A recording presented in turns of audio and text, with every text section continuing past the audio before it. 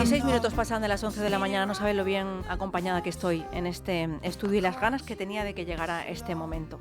La verdad es que la guerra por la verdad y contra los bulos que se han difundido sobre el virus, la pandemia, las vacunas sobre todo, pues ha sido algo que, bueno, por lo que sea, a mí profesionalmente se me ha metido entre ceja y ceja y ya no lo puedo dejar. Me decía antes Andrés Amorós, que estaba en este estudio, esa guerra la has convertido en algo tuyo. Digo, pues sí, a veces hay un tema que te toca y como además creo que nos debería de tocar a todos, pues vamos a intentar poner un granito de arena. Al final esto es significante, ¿no?, en todo lo que tiene que ver con la pandemia, pero bueno, lo que podamos contribuir. Así que el martes 3 de agosto, en este programa, en la edición de verano, se inauguró una sección que se llama algo así como, un poco largo, cosas que no hemos aprendido durante la pandemia y en las que era importante incidir. Así que con la ayuda de los distintos expertos que han ido pasando por aquí, sobre todo tengo que darle las gracias además a Alejandro Pascual, que hoy nos acompaña, haciendo un poco de nexo y de hilo conductor y dando las explicaciones pertinentes. Ya saben que es investigador de La Paz, experto en coronavirus, en vacunas, que ha trabajado en el equipo de Luis San Juanes y, en fin, que ya lleva más de 10 años con todo esto, para los que se creen que el coronavirus es nuevo. Gracias, Alejandro, por Muchas estar gracias aquí. a ti. ¿Cómo estamos? Bien, aquí, encantado de estar. Encantado. Bueno, pues decía, con Alejandro empezamos este camino aquí en el mes de agosto. Ha habido muchos expertos detrás en los reportajes que hemos publicado de Libertad Digital y que todavía hoy pueden consultar si quieren, sobre todo desmintiendo bulos.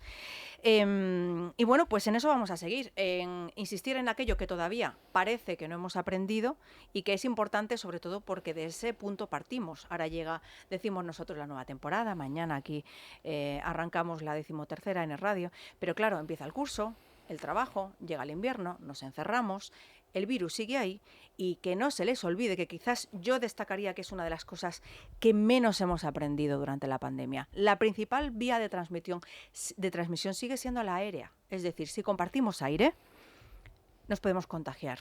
Da igual que estemos vacunados, luego contaremos cosas de las vacunas, da igual que mantengamos la distancia y da igual que tomemos otro tipo de medidas. El aire es lo que puede hacer que nos contagiemos. Ahora quiero saludar y darle las gracias a José Antonio López Guerrero, profesor de microbiología, investigador del Centro de Biología Molecular Severo Ochoa, además director de Cultura Científica, si no me equivoco. Centro, sí. ¿Cómo estás? Soy investigador de neurovirología de la Universidad Autónoma, del CBM, del Centro de Biología Molecular. Soy el director de Cultura Científica, Bueno, que luego me regañan. La verdad es que, bien. Yo era por acortar, pero a veces es verdad que no se debe porque al final incurrimos en un error. Gracias, lo primero, por estar hoy con nosotros y por, bueno, pues intentar aclarar todo esto que tiene que ver con la pandemia, con el virus, que para el común de los mortales es tan difícil. Y esa es otra de las cosas en las que hemos insistido mucho. Nos creemos que podemos, igual que un científico, analizar los datos, ver gráficas, interpretar lo que está ocurriendo, ¿no? Y claro, evidentemente hay muchos sitios donde no llegamos. Para eso estáis vosotros, los expertos. Pues sí, efectivamente. Y hay un problema, vamos, se habla de un término nuevo con respecto a la pandemia. Se hablaba de una sindemia, que es una pandemia de pandemias, y luego también estaba el término de infodemia, que es un exceso de información que a veces confunde más que ayuda. Entonces, lo curioso es que hay estudios psicológicos, aquí a lo mejor faltaría un psicólogo para que lo corroborara, que las informaciones negativas llegan más y calan más, permean más en la sociedad que la información positiva. Si yo ahora mismo digo, hay un estudio en Estados Unidos de un grupo importante, lo comentábamos antes, que dice que la vacuna produce, pues yo no sé, impotencia, por ejemplo. No tengo que justificar nada, eso se va a hacer viral y la gente lo va a creer. Sí. Luego 200 científicos van a decir que eso es mentira, que tal eso, y esos científicos ya son sospechosos de ser corruptos. Pero ya el segundo mensaje no cala tanto como el primero. Entonces, efectivamente, los mensajes negativos y no tienen que justificarse, mientras que los científicos llevamos ya año y medio teniendo que justificar paso a paso y quizás ese exceso de información genera cierto desasosiego, ¿no? Sí. Bueno, afortunadamente en esa guerra que tenemos con los antivacunas, que a mí no me gusta llamar negacionistas, Alejandro es es bien conocedor porque además lo tienen frito en las redes sociales. Sí, me consta. Bueno, nos tienen fritos en general. A todos, cierto. Bueno, él es que es un poco beligerante también. le va Ahí está, la guerra. Sí, no, pero bueno, aguanto todo de ariete, lo tenemos de ariete. Yo creo, pero la labor que estáis haciendo los científicos, ¿no? La labor divulgativa es importantísima, sobre todo para traducirnos esos datos y que los podamos entender el común de los mortales, como decía, ¿no, Alejandro? Sí, yo creo que es una responsabilidad ética de cualquier científico, aunque no todos podemos hacerlo todos los días, pero es una responsabilidad intentar llevar los datos científicos, como dices, que no puede entender toda la gente, a toda la población, o al menos llegar al máximo número posible de personas. Que es verdad que luego es una labor muy poco agradecida, porque a lo mejor tú puedes hacer en redes sociales o incluso aquí en la radio, en la televisión, en cualquier sitio, un trabajo estupendo de divulgación, presentando los datos, como ha dicho él, desmintiendo también noticias negativas o que no tienen ninguna base. Y de a lo mejor de 100 personas que te van a escuchar o te van a ver, a lo mejor 3, 4, 5 te lo van a agradecer, otras 2 y 3 se quedan pensativas y el resto van a decir, ¿y a ti quién te paga? Como ha dicho él antes, ¿a quién te paga? Demuestra todo eso, que eso nos lleva a algo que hemos comentado antes y que creo que se está llevando a cabo desde el colectivo antivacunas, que es la falacia de Por la cierto, carga organizado para los que se piensan que son una panda de locos que No, escriben totalmente, están sin muy ninguna organizados. conexión. Y es la falacia de la carga de la prueba. Es decir, cualquier persona puede llegar, cualquier persona, ya sea con o sin información, da igual, porque hemos visto que antivacunas hay en todos los colectivos, te puede llegar y puede decirte lo que ha dicho él. La vacuna provoca infertilidad. Y tú le dices, ¿pero en qué te basas? Eso es mentira. Y te va a decir, demuéstrame que es mentira. No, tú usted ha eres el dicho que la tiene que información, demostrar tiene que que es cierto, demostrármelo claro. usted. Efectivamente. Eso Así es como funciona la ciencia. Sí, de hecho. efectivamente, sí. Exactamente, Claro, de eso pero se le dan la trata, vuelta ¿no? de tal manera que es increíble. Y aunque tú le digas, es que no hay ninguna base científica para lo que estás diciendo, no se ha demostrado. Y entonces ya te dicen, la que no duda, se haya demostrado claro. es, hay que no quiere dudar, decir hay que que no sea dudar. cierto. Ya. No, a ver, la ciencia no funciona así. Bueno, que Sí. conste que aquí tampoco tratamos de convencer a nadie. Lo que vamos a hacer es una labor de información y de debate entre expertos. Hay quien demanda que haya expertos dentro de los que podemos considerar antivacunas para que den su versión. Yo soy de las que piensa, no por censura, sino porque considero que no todas las opiniones son igual de válidas. Son libres. Me encanta que digas eso, de verdad, claro, porque totalmente. es uno igual de de mis válidas. mantras. Me encanta que digas eso, porque en los medios de comunicación tan importantes como donde estamos ahora, el derecho a la opinión tiene que estar supeditado al principio de autoridad. No podemos poner en la misma mesa como equidistantes a un investigador, Totalmente. a Luis Juanes, por ejemplo, para mí es el máximo científico de coronavirus ahora mismo del mundo. No lo podemos poner con un antivacuna, que antes comentabas que el término de antivacuna, negacionista, son términos quizá que se pueden separar, pero me gustaría incidir que hay dos tipos ahora mismo de antivacunas. Hay dos. Están los antivacunas que ya lo eran antes de la pandemia. Sí, que a eso, antivacunas en general. con eso no hay que hablar, no hay Claro, que hablar. sí, Quiere que decir no- que no vas a convencerles porque ya negaban la importancia de la triple vírica, agarrándose a un fraude de un señor que al final fue denunciado, que decía que producía autismo. Sí. Negaban ya lo del sarampión. Entonces, contra ellos hay un proverbio ruso, y aquí me voy a meter en un berenjenal, que dice, no trates de enseñar a cantar a un cerdo porque perderás tu tiempo y fastidiarás al cerdo. El cerdo es el proverbio, podría ser un unicornio, o sea que no es un término peyorativo, pero intentar convencer a alguien que todo lo que le digas va a argumentarle, va a convencerle que tiene la razón porque tú estás comprado por algo, pero luego están los grupos que están dudando, porque reciben mucha información cruzada, son personas que no tienen acceso a la información de primera mano y entonces tienen un poquito de recelo. Sí, la o vacuna, que tienen antivacunas cerca, que les Claro. cuentan También. cosas que no terminan de saber si Pues- se las pueden creer o no. pues a ellos nos hay que dirigimos, incidir, a ellos nos efectivamente, dirigimos. Efectivamente. Bueno, aquí hemos desmentido un montón de bulos, empezando por aquellos que decían pues que las vacunas tienen grafeno, que nos conferían una especie de superpoder magnético que hacía que se nos quedaran pegadas las cosas. En fin, es que había algunos O Bluetooth que también eran nos ciencia podrían conferir, ficción. sí. Sí, pues sería un que invento, tenían ¿verdad? ingredientes secretos o que eran, La proteína S era peligrosos tóxica, también porque decían. la proteína S era tóxica o que podían generar ADE o que modifican el genoma humano, en fin. Todo eso lo hemos desmentido ya, tampoco nos vamos a detener y tienen todos los reportajes además en Libertad Digital y los podcasts y todo para consultarlo cuando quieran. A mí me gustaría que ahora, para empezar, nos dijerais cuál es esa cosa que pensáis que todavía no hemos aprendido y que es realmente fundamental y sobre todo que tenemos que tener en cuenta para la etapa que empieza ahora. A ver, Alejandro. Pues algo muy importante que creo que ya lo habéis dicho por encima es que no se puede equiparar una opinión personal, sea de quien sea. Da igual en ese punto la autoridad de la persona que diga la opinión a un dato ya contrastado. En el caso de que una persona, lo digo siempre, en el caso de cuando desmentimos a Malón, cuando ya sea una persona, incluso Luis Juanes, por mucho que supiera de coronavirus, si tuviera ahora mismo una opinión que no se basa en ningún dato, seguiría siendo una opinión que puedes tenerla en cuenta o no, pero no puede estar por encima de datos, de resultados Sí, los científicos. datos no se debaten, los datos están Eso es, ahí y no ya. pueden ser, se pueden rebatir con otros datos nuevos. O interpretar. O Efectivamente. interpretar, exactamente, Claro. pero no puedes decir, vamos a generar un debate entre esta persona que opina y esta persona que presenta datos. Eso no es real, al menos en ciencia. En otras áreas puede ser. Entonces eso es algo que la gente debería aprender. Sí, por lo menos pedirle a los negacionistas o a aquellos que te dan una información negativa, pedirle los mismos créditos de lo que están comentando, los mismos resultados o respaldar esas afirmaciones que intentas pedirle a los científicos que efectivamente diariamente vamos dando esa información. Decías algo que no hemos aprendido y algo que todavía falta mucho por hacer.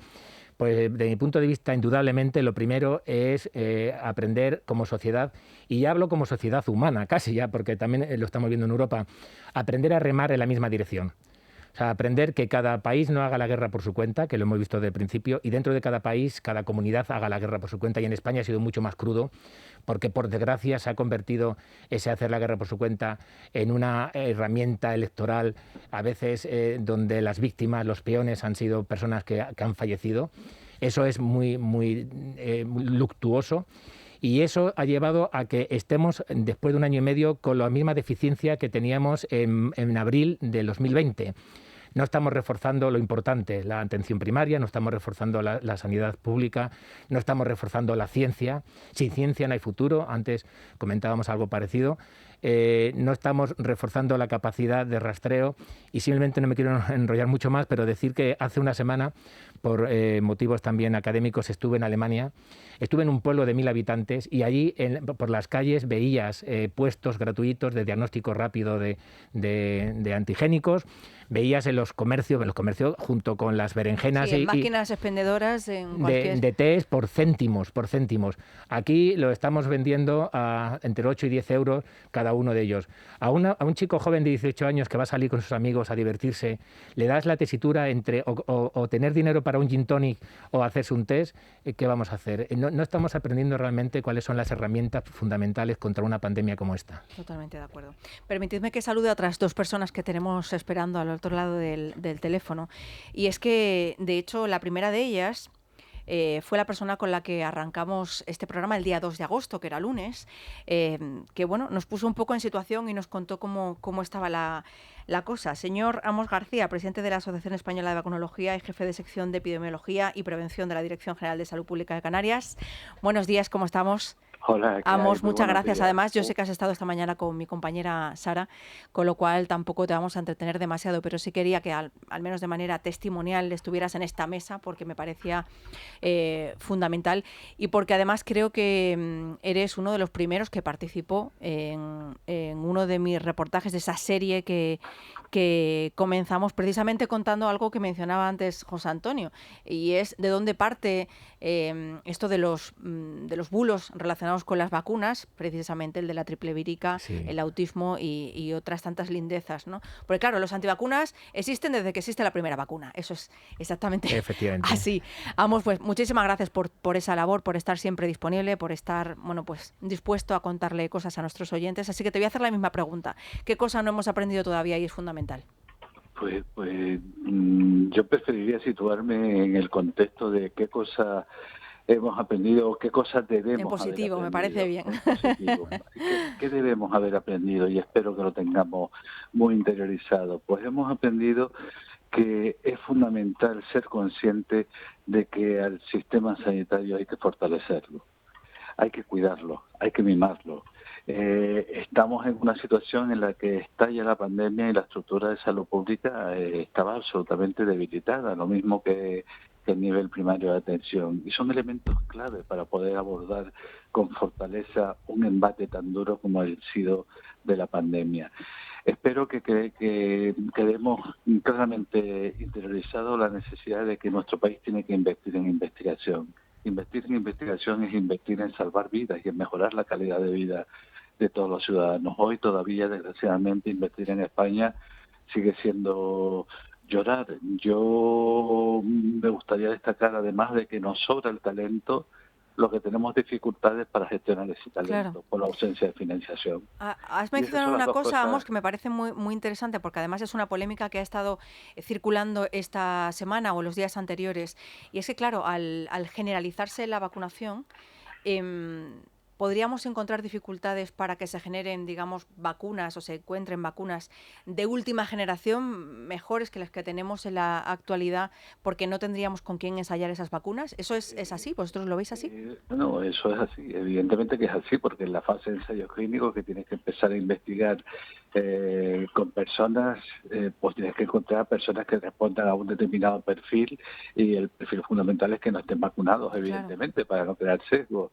Y eso es cada vez más, eso va a ser muy complicado, y avanzar en ese sentido en nuestro país con los porcentajes ya de cobertura que tenemos va a ser difícil, porque además las pocas personas que hay que no se han vacunado son las que rechazan la vacunación, con lo cual tampoco van a Claro, ganarse tampoco para el iban ensayo. a prestarse, ¿no? De todas formas, entiendo que en la balanza sigue ganando el vacunemos ahora, que a lo Ujú. mejor no nos hace falta pensar en una vacunación futura, ¿no? Sí, Sí. exactamente. Yo creo que lo fundamental es avanzar en el sentido de todavía estamos vacunando muy bien, tenemos un ritmo endiabladamente bueno, pero todavía falta mucho trabajo por hacer. Entonces, enfoquemos eso como objetivo fundamental. Avancemos en el sentido de conseguir que todas esas personas que todavía no han recibido la vacuna la puedan recibir.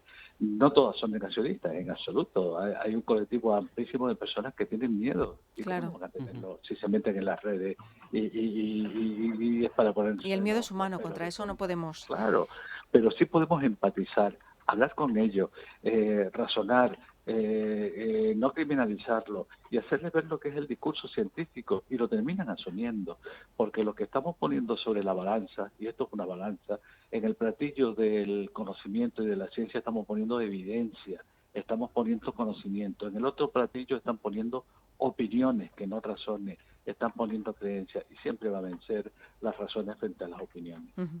Vamos a saludar también a Iñaki Comas, él es investigador del CSIC, experto en detección y secuenciación de nuevas variantes. Lo digo sobre todo para los que piensan que el virus no se ha secuenciado nunca, ni aislado, ni estas cosas y barbaridades que leemos en las redes sociales, ¿no? Ya puestos, pues unos cuantos millones de veces, más o menos. Iñaki, buenos días, bienvenido. Hola, buenos días, encantado. Además es coordinador del consorcio SecCovid y otro colaborador imprescindible para mí ya. Gracias, Iñaki. Aprovecho la ocasión. Y luego, si te parece contigo, partimos para contar un poco cuál es la situación actual y cuál es el panorama que tenemos. ¿Qué es lo que nos cuenta precisamente la secuenciación del virus? ¿Cómo estamos, Iñaki? Pues estamos en una situación bastante distinta a la del 2020, y ya no solo evidentemente por la vacunación. Desde el punto de vista del virus, digamos que estamos en el año de las variantes, ¿no? Hemos empezado a ver todas estas variantes, algunas veces se ha infundido un poco de miedo con ellas, cuando bueno, en realidad hay que tener muy claro cuál es su papel y cuál está siendo su papel. Evidentemente estamos ante variantes que son más transmisibles, particularmente alfa, que se identificó en el Reino Unido, y ahora delta, que es la que domina. Esta es la que está dominando en todo el mundo actualmente y que ha desplazado al resto, y que son variantes muy transmisibles. ¿Eso qué significa? Significa que las medidas de protección o de prevención que hemos estado usando para controlar la transmisión deben seguir manteniéndose reforzadas hasta que las vacunas nos empiecen a ayudar cada vez más a cortar la transmisión. Pero eso todavía no está pasando poco a poco, pero todavía no estamos en ese punto. Por tanto, ¿en qué punto estamos? Estamos en un punto de transición. Es un punto, y por eso este verano, este inicio del otoño, es siempre peligroso. No tenemos a toda la población vacunada todavía, no sabemos hasta qué punto las vacunas van a ayudarnos a cortar Claro. la transmisión o no, y por tanto, y tenemos una variante que es especialmente transmisible, ¿no? Por tanto, es un punto peligroso porque se da el éxito en la vacunación, tiene el mensaje contraproducente de que la población se puede relajar, ¿no? Y el virus sigue ahí, y además sigue más transmisible que nunca. Eso no significa que en cuanto lleguemos a porcentajes de vacunación muy altos, probablemente podamos relajar muchísimas medidas, pero todavía no hemos llegado allí. No creo que estemos muy lejos, pero no hemos llegado. El inmunólogo Alfredo Corel decía el pasado martes en este programa, la variante Delta ha cambiado el escenario, y quizás deberíamos cambiar también, en consecuencia, protocolos y empezar a actualizar, ¿no? No sé si en esa línea hemos avanzado mucho, José Antonio.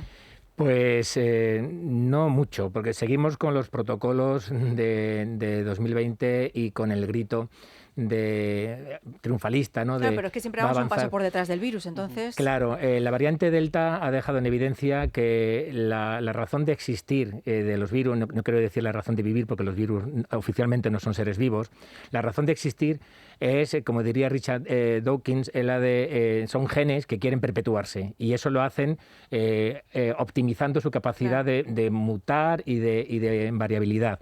Y eso es lo que van a hacer, y lo están haciendo muy bien. Lo están haciendo muy bien porque han encontrado un caldo de cultivo desde que han saltado del animal X, que todavía se está investigando, a nosotros han encontrado un caldo de cultivo de 7.000 millones de víctimas.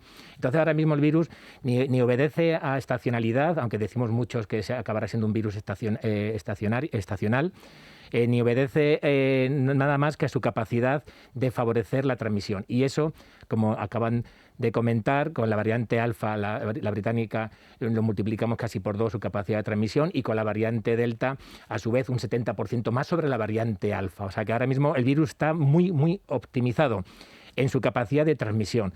Se está investigando si eso también conlleva una mayor virulencia o no. Hay un artículo reciente que habla que se acorta el periodo en el que o se duplica la capacidad para acabar en un hospital, pero lo que está claro, y así dice la mayoría de los médicos, es que no está aumentando la agresividad clínica per cápita de la gente infectada, lo cual es lo que los virus pretenden hacer evolutivamente, su capacidad de dispersión, pero convivir, digamos, en equilibrio con nosotros. Y eso no lo hemos aprendido, porque eso conlleva a una realidad, y es que ya no nos basta con el término de 70% de vacunados para estar a salvo. Tenemos que rehacer las cuentas, claro, y ser optimistas. Y eso conlleva que hay que convencer a un gran sector de la población, ojo, mundial. Amos, y con esto te despido. Al final la única vía que tenemos ahora para cortarle el paso al virus, podríamos decir, es la vacunación, aunque ya hemos repetido en múltiples ocasiones que no se nos olvide que podemos seguir infectándonos y por tanto contagiando a los demás, porque estas vacunas no son esterilizantes, o al menos no del todo, y por tanto, bueno, pues es una inmunidad funcional la que confiere y no esterilizante, pero sigue siendo la vía. Ahora mismo no tenemos muchas más herramientas contra este dichoso virus, Amos. No hay muchas más herramientas. De todas maneras, la vacunación, y yo quisiera que no nos olvidáramos de otros aspectos, y es que mientras no tengamos coberturas elevadas poderosas, las administraciones sanitarias tienen que seguir tomando medidas que actúen sobre el peso de la pandemia, y que tenemos que reforzar en la ciudadanía la idea de que tienen que seguir haciendo uso de ese ejercicio brillante que han realizado hasta ahora de responsabilidad individual, porque de verdad, sea cual sea la variante o la letra griega que tenga la variante del virus, sí, la mascarilla, el lavado de manos, distancia física, ventilación, siguen evitando que nos infectemos. Por lo tanto, no lo olvidemos. Vacuna y medidas pasivas también. Desde luego. Amos, muchísimas gracias. No te entretengo más, que sé que tienes que hacer. Es un fuerte abrazo. Alejandro, a mí me gustaría que también compartieras tu experiencia en el hospital, que es otro punto de vista, ¿no? El que veis en el día a día, en este caso en La Paz, en una unidad que estudia precisamente a pacientes COVID. Bueno, lo que se ha ido viendo, siempre nos guiamos un poco por cómo está desaturado el hospital, las UCIs, cómo están de graves. Algo que en lo que nos estamos fijando ahora es en la edad de las personas que llegan al hospital, que ingresan, que acaban estando más graves, y como muchos sabemos, ahora mismo la edad es más baja. La edad es más baja, como la historia que has comentado antes, de un matrimonio a lo mejor de 50 años, o de 40, incluso gente joven.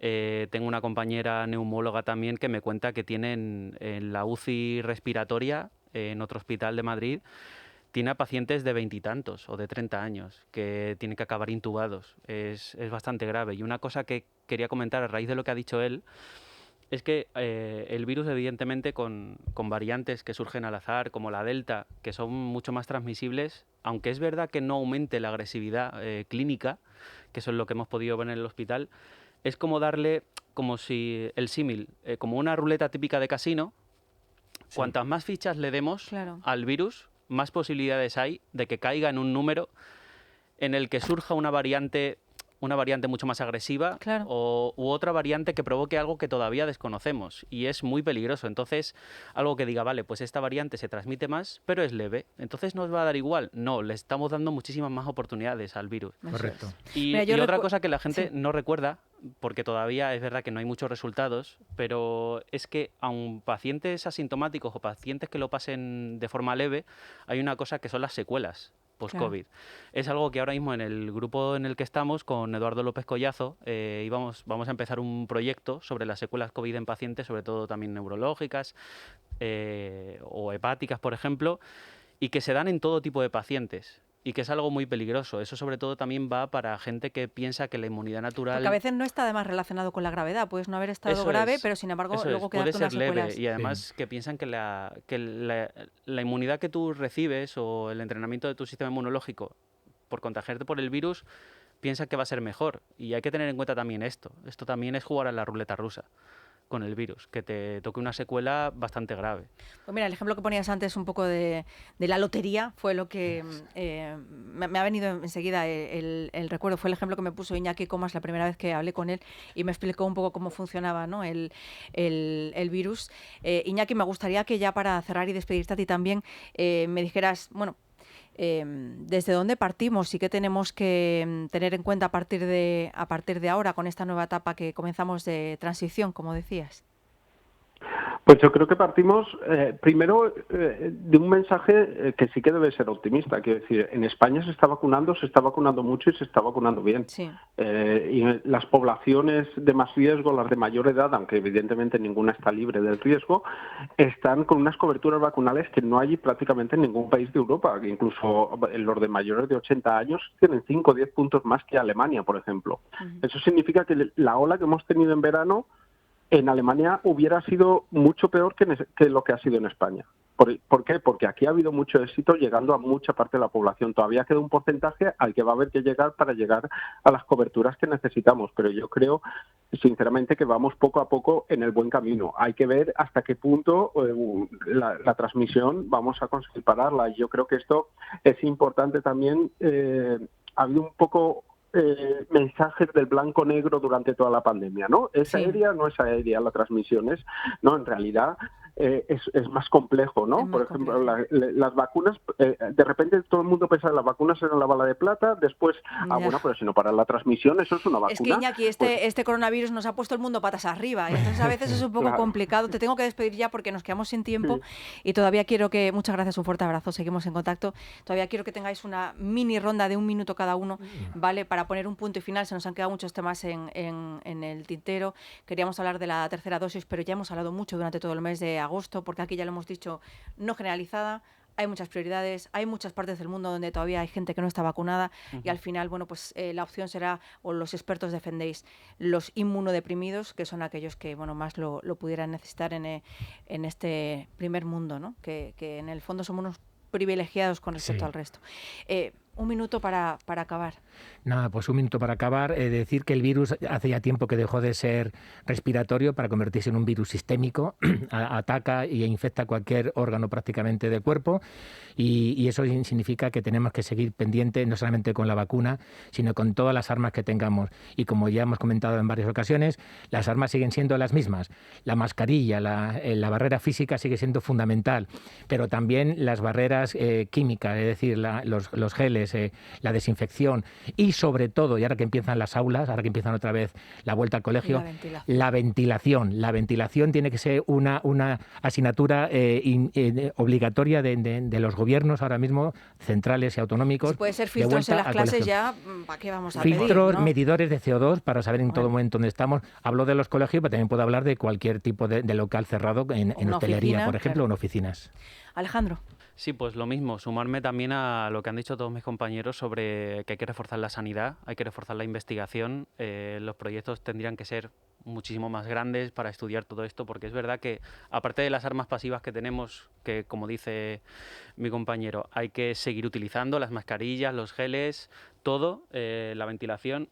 También hay otra arma imprescindible para luchar contra cualquier enfermedad, sobre todo virus, y es conocerlo, la información. Claro. Sí. Cuanto más investiguemos... En eso seguiremos. cuanto más investiguemos, más vamos a saber y mejor vamos a poder luchar contra ello. Y si me permitís poner también el punto final, no nos dejemos llevar por titulares alarmistas. Pues, Tengamos en cuenta que un titular no es más que eso, que es algo que se destaca dentro de una información, pero no quiere decir que no haya que leer el desarrollo para entender la noticia, y sobre todo que tengamos en cuenta también que cuando vemos que el 74%, me lo invento, de los ingresados en la UCI de tal hospital estaban vacunados. Por supuesto, cuanto mayor es el porcentaje de vacunación dentro de una población, obviamente, pues también influye en el porcentaje de personas que están hospitalizadas. Solo digo esto para que lo tengamos, que nos haga pensar, cuanto menos, que nos haga pensar.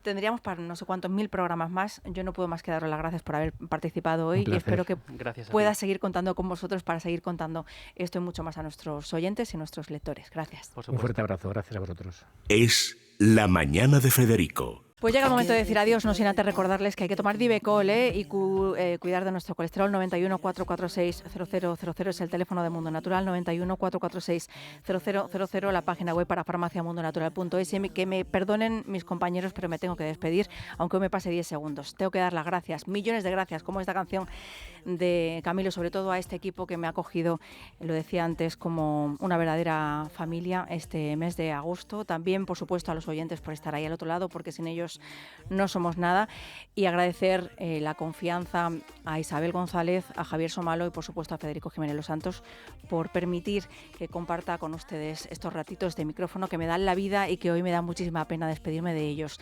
También a Maite Toribio en el control y a Verónica Caso en la producción, porque sin ellas y sin Javi Pérez, que ahora está de vacaciones, no hubiera sido posible. Gracias, gracias, gracias y hasta siempre. Libertad Digital Televisión sigue creciendo. Ya puedes vernos en nuestras nuevas demarcaciones de Alcobendas, Alcalá de Henares, Fuenlabrada y Collado Villalba. Y por supuesto, en Madrid. Si aún no nos ve, resintonice su televisor y podrá disfrutar de todo nuestro contenido. Programas exclusivos, tertulias, cine, ocio. No lo dude. Empiece a disfrutar de una televisión diferente.